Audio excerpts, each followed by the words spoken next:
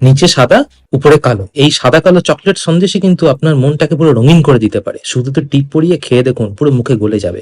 প্রথমে ছানার সঙ্গে একটু মিল্ক পাউডার মিশিয়ে ভালো করে ঠাসতে থাকুন, দেখুন একটা স্মুথ পেস্টের মতো জিনিস তৈরি হবে।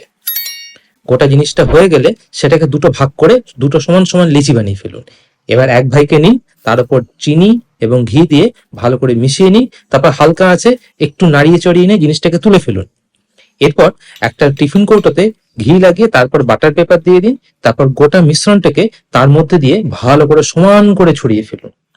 এবার দ্বিতীয় ভাইয়ের পালা। এরপর কোকো পাউডার, ডার্ক চকলেট এবং 1 চামচ সাদা তেল দিয়ে আবার সে হালকা আছে মিশিয়ে নিন। প্রয়োজন হলে একটু চিনি দিয়ে দিন। ততক্ষণ মেশাবেন যতক্ষণ পর্যন্ত কড়াই থেকে সম্পূর্ণ ছেড়ে না আসে। এবার এই দ্বিতীয় মিশ্রণটিকে প্রথমটির ঘাড়ে চাপান, তারপরে সেটাকেও সমান করে ছড়িয়ে দিন। গোটা জিনিসটাকে তোয়ালে দিয়ে থেকে 2-3 ঘন্টা একটু ধৈর্য ধরুন। দেখুন তুলে নেওয়ার পরে কেমন সুন্দর জমাট বেঁধেছে সন্দেশটা। উফ, যা লাগছে না!